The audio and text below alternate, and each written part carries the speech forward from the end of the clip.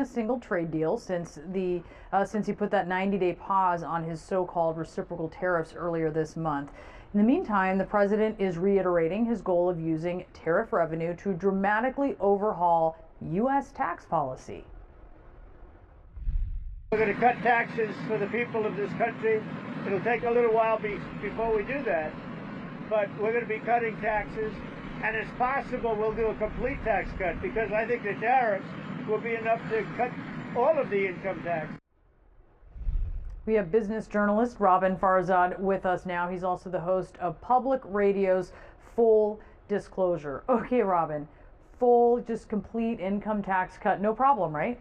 It reminds me of the band Stone Temple Pilots, and they say one time the thing occurred to me: what's real and what's for sale? I know you're young. This was a big grunge song 30 years ago. STP was big. Yeah. All right. I just look young. Thanks, Robin. Take the compliment. It's a Monday. This is for sale. We are taking so many different streams of information from this gigantic fire hydrant of a White House right now. El Salvador, the courts, the Fed, Iran, Israel, Gaza, Ukraine, the Vatican. That this is just another one on Monday morning. I think he senses that his economic poll numbers are weak, and this is when you want to throw out something that's widely popular in his party: tax cuts. I mean, that's red meat, and he still has a 90% approval rating among Republicans. Okay, so let's do some more music here. He's got 99 problems, and you were going through some of them, but a trade deal is not one, right?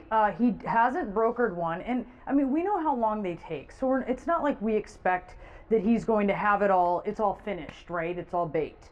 But even the sort of outline of one, he doesn't even have that at this point in time. Although you have the Treasury Secretary predicting a deal with India could be one of the first ones. What could that look like? How soon could that come, do you think?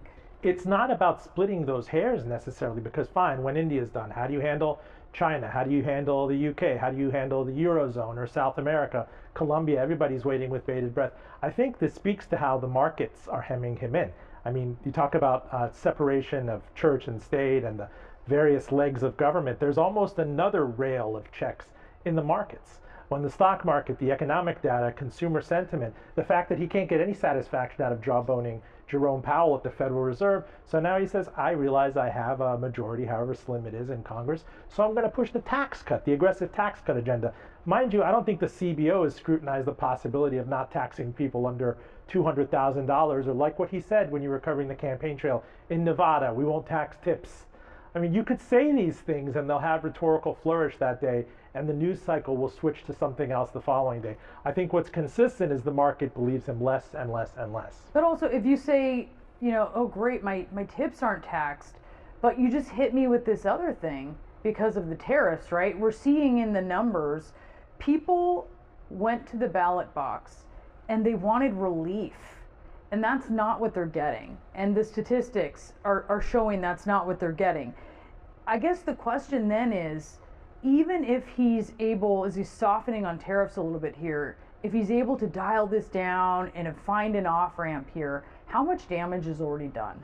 Well, the damage, you could say, that was Biden's fault into his first 90 days. Now, increasingly, as we head into the middle of the year, it's his economy. He owns it. He owns eggs. He definitely owns tariffs. He definitely owns when you go to a car dealership and find that something that might have cost you $40,000 6 months ago costs $55,000 and is not available. So, yes, there is this desire for him to say, oh, that's going to be offset by this massive tax cut extension that I'm going to give you. It remains to be seen if people buy that. Okay, so as we're looking towards day 100 tomorrow, are there bright spots that you're seeing? Any bright spots in the economy? Consumer sentiment is weakening, but there's still FOMO buying. Call me crazy. There's people out there still wanting to spend on hospitality, on restaurants. We see that jobs are still overwhelmingly available in the hospitality sector, especially with the chilling effect on, I hate to say it, people of color showing up for these jobs. They're more scared now. I'm hearing anecdotally from restaurant owners, from hotels, and it's just making that experience more difficult to provision to people. So it's sad. That's inflationary on balance, and I think his moves are going to be inflationary on balance, and inflation is a very hard thing to snuff out. Yeah, there are people afraid to show up for jobs. It's cutting across sectors, right? As you said, hospitality, we see that in agriculture as well. Robin, thank you so much. It's always Brianna. Great to have you. Likewise. 99 days, a trade deal is a problem. or a solution that President Trump does not have. The White House has announced exactly 0 trade agreements so far in President Trump's new term, 0 even trade sort of scaffolding of agreements. And since he put that 90-day pause on his so-called reciprocal tariffs earlier this month, despite the lack of deals, today the White House claimed that there's, quote, no holdup and that it's working around the clock. Well, the clock is really ticking loudly at this point. Treasury Secretary Scott Bessent said earlier today that one of the first trade deals that Trump could sign could be with India, coming after Vice President J.D. Vance met with India's Prime Minister last week. In the meantime, as economic experts sound the alarm that Trump's tariffs could quickly bring higher prices and empty shelves, the president is doubling down. We're going to be taking in a tremendous amount of money. We're going to be taking in a lot of jobs, a lot of plants and factories. They're already coming. I mean, you see it.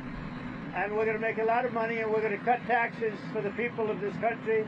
It'll take a little while before we do that, but we're going to be cutting taxes, and it's possible we'll do a complete tax cut, because I think the tariffs will be enough to cut all of the income tax. CNN's Matt Egan is with us now. We just heard the president there saying tariffs could eliminate almost all income tax. Fact check that for us. Yeah, Brianna, that does not seem like it is doable. There is a math problem here, a big one. Now look, no one likes to have a big chunk of their paycheck go to the federal government. So sure, getting rid of the income tax sounds great. But in order to do that, you would have to lift tariffs very high, extremely high, much higher than they are already. Consider that the U.S. brought in about $3 trillion in income tax revenue in the most recent fiscal year. So in order to replace all of that, you would have to put a 100% tariff on all $3 trillion of U.S. imports. That's about 4 times higher than current tariffs. And that would increase prices on imports of everything from toys and sneakers to cars. And the problem, of course, is when you increase prices that much, it would destroy demand. So people would just stop buying some imported goods, and that would shrink the tariff revenue. So Torsten Slok, the chief economist over at Apollo Global Management, he estimates that you'd actually need to increase tariffs to 200%, essentially quadrupling prices from current levels. Another idea that the president has floated is that perhaps they could just get rid of the income tax for people who are making under $200,000 a year. Now that might sound more doable, but the federal government brought in $675 billion of revenue just from people who are making $200,000 or less. And that is much, much larger. That's about 4 times the amount of money that would be brought in by the president's planned tariffs this year. You can see it on that chart. It really pales in comparison.